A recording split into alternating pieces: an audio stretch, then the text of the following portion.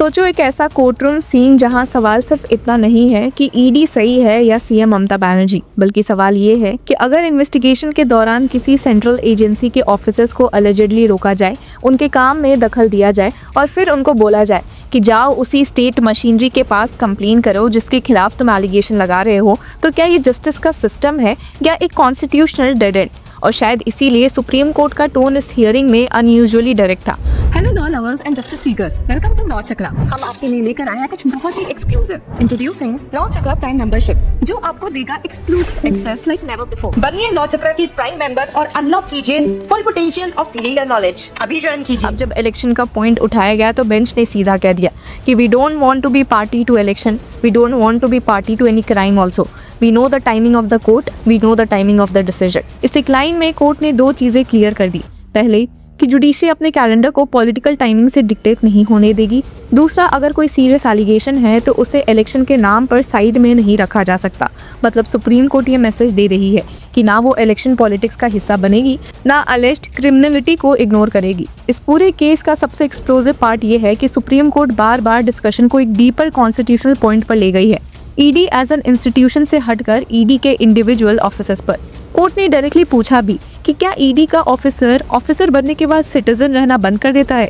Justice पीके मिश्रा ने बहुत strongly observe किया कि please concentrate on the fundamental rights of the officers of the ED qua whom the offense has been committed. Otherwise, you will miss the point. You can't forget the second petition which is preferred by individual officers who are the victims of the offense. You will be in difficulty, I am telling you. Don't just say ED, ED, ED. ये line बहुत powerful है क्योंकि state की तरफ से repeatedly ये कहा जा रहा है कि ईडी आर्टिकल 32 फाइल नहीं कर सकती बिकॉज फंडामेंटल राइट्स का इन्फोर्समेंट सिर्फ सिटीजन्स के लिए है, इंस्टीट्यूशंस के लिए नहीं। लेकिन सुप्रीम कोर्ट ने कहा कि ठीक है, ईडी को साइड पर रख लो, पर जो ऑफिसर्स एलिजिडली विक्टिम्स है उनका क्या उनका फंडामेंटल राइट वैनिश हो गया? क्या वो सिर्फ इसलिए आर्टिकल 32 के प्रोटेक्शन से बाहर हो गए क्योंकि वो ईडी के यूनिफॉर्म में थे? और यही से हियरिंग इंटरेस्टिंग हो गई। स्टेट की तरफ से सीनियर एडवोकेट कपिल सिब्बल का आर्ग्यूमेंट था कि इन्वेस्टिगेशन करना कोई फंडामेंटल राइट नहीं है। उन्होंने कहा कि any obstruction in performance of a statutory duty is not in violation of a fundamental right. मतलब उनका स्ट्रेट पॉइंट ये था कि अगर किसी ऑफिसर को उसकी ड्यूटी परफॉर्म करने से रोका गया तो उसका रेमेडी क्रिमिनल लॉ और स्टैट्यूटरी फ्रेमवर्क के अंदर है, कॉन्स्टिट्यूशन के आर्टिकल 32 में नहीं। उन्होंने ये भी कहा कि he only as a right under statute to investigate and violation of that right is not a violation of fundamental right. अब ये क्लासिकल लीगल डिस्टिंक्शन है, statutory right versus fundamental right. State का कहना है कि ईडी ऑफिसर्स के पास investigation का पावर स्टैट्यूट से आता है, कॉन्स्टिट्यूशन से नहीं। तो अगर उस पावर में इंटरफेरेंस हुआ है तो उसे आर्टिकल 32 का डोर डायरेक्टली ओपन नहीं हो जाता। लेकिन सुप्रीम कोर्ट इस आर्ग्यूमेंट से फुली कन्विंस नहीं दिखी। जस्टिस एनवी अंजारिया ने एक और लेयर्ड पॉइंट रेज किया, fundamental rights need not be person centric always, they can arise in abstract situation. Is it not a fundamental right to have a rule of law? मतलब bench सिर्फ individual bodily injury या personal liberty के angle से नहीं देख रही थी, बल्कि रूल ऑफ लॉ को भी एक कॉन्स्टिट्यूशनल कंसर्न के रूप में देख रही थी।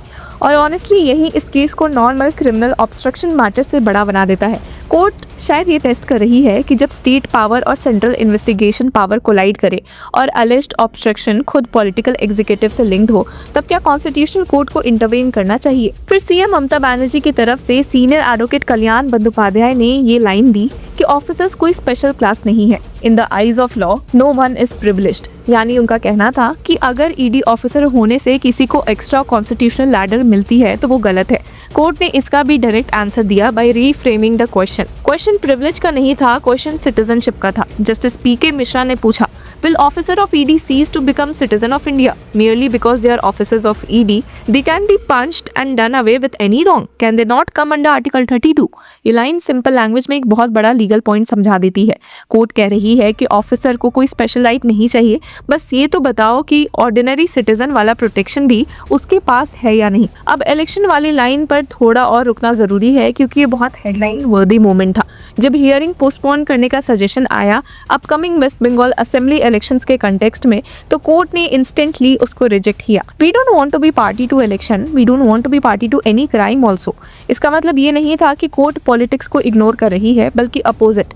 कोर्ट समझ रही थी कि मैटर पॉलिटिकली चार्ज्ड है और इसीलिए वो कॉन्शियसली ये रिकॉर्ड पर ला रही थी कि जुडिशियल एक्शन को पॉलिटिकल पार्टिसिपेशन समझा ही नहीं जाना चाहिए। कोर्ट अपनी इंस्टीट्यूशनल इंडिपेंडेंस को प्रोटेक्ट कर रही थी। एक तरह से बेंच बोल रही थी कि हम इलेक्शन नैरेटिव का प्रॉप नहीं बनेंगे, पर अगर लीगल इशू सामने हैं तो उसे सुनेंगे भी। अब सबसे इम्पोर्टेंट प्रैक्टिकल सवाल ये कि क्या सीएम ममता बनर्जी की साइड ने माना कि सीएम की गलती थी? सीधा जवाब है नहीं। उनकी तरफ से किसी भी काउंसिल ने ये एक्सेप्ट नहीं किया कि चीफ मिनिस्टर ने ऑफेंस कमिट किया था। इनफैक्ट जब कोर्ट ने ऑब्जर्वेशन भी दिया कि so if CM barges in and commits an offence according to you ED will inform the state government which is headed by the chief minister, तब senior advocate Kapil Sibal ने immediately push back किया था और बोला कि इट्स एन एलिगेशन। उन्होंने clear किया कि कोर्ट को एलिगेशन को फैक्ट की तरह ट्रीट नहीं करना चाहिए, यानी डिफेंस का पूरा स्टैंड ये है कि जो ईडी कह रही है वो अभी सिर्फ एक्यूजेशन है, प्रूव्ड फैक्ट नहीं। इसलिए ये कहना कि सीएम ने गलती मानी बिल्कुल सही नहीं होगा। सीएम साइड ने गलती एक्सेप्ट नहीं की, बल्कि ये इंसिस्ट किया कि फैक्ट्स डिस्प्यूटेड है और इसी वजह से आर्टिकल 32 जैसा एक्स्ट्रा ऑर्डिनरी रेमेडी यूज नहीं होना चाहिए। अब बैकग्राउंड में एलिगेशन ये है कि जनवरी 8 को जब ईडी आईपैक ऑफिस और उसके को-फाउंडर के रेसिडेंस पर सर्चेस कर रही थी, तब सीएम ममता बनर्जी एलिजिडली वहां पहुंची और कुछ डॉक्यूमेंट्स और इलेक्ट्रॉनिक डिवाइसेस रिमूव कर लिए गए। सीएम ममता बनर्जी का वर्जन ये बताया गया कि जो मटेरियल था वो उनकी पॉलिटिकल पार्टी से रिलेटेड इन्फॉर्मेशन रखता था और यहीं से कन्फ्लिक्ट और इंटेंस हो गया। ईडी ने इस इंसिडेंट को इन्वेस्टिगेशन में इंटरफेरेंस बताया, जबकि स्टेट साइड का कहना है कि सर्चेस ऑब्स्ट्रक्ट नहीं हुई थी और सीडी के अपने पंचनामा से भी यही दिख रहा है। तो फैक्ट्स खुद भी हैवी कंटेस्टेड है। कोर्ट का एक और स्ट्राइकिंग कंसर्न ये था कि अगर एलिगेशन स्टेट के टॉप एग्जीक्यूटिव के खिलाफ है तो क्या ईडी को वहीं स्टेट अथॉरिटीज के पास भेजना प्रैक्टिकल रेमेडी है? इसी कंटेक्स्ट में जस्टिस प्रशांत कुमार मिश्रा का टोन काफी पॉइंटेड रहा है। कोर्ट एसेंशियली ये कह रही है कि लॉ सिर्फ टेक्स्ट बुक मैकेनिज्म का नाम नहीं है, उसका रियल वर्ल्ड फंक्शनिंग भी मैटर करता है। अगर अलेज्ड ऑफेंस के सेंटर में वही पावर स्ट्रक्चर है जो कंप्लेन मशीनरी कंट्रोल करता हो, तो न्यूट्रलिटी का ट्रस्ट कैसे बनेगा? ये सवाल ही हियरिंग का साइलेंट बैकबोन रहा है। तो व्यूअर्स, अब इस हियरिंग की नेक्स्ट डेट अप्रैल 14 की डिसाइड की गई है, पर इस पूरे मुद्दे पर आपकी क्या राय है? Do let us know in the comment section. Until then keep following Law चक्र।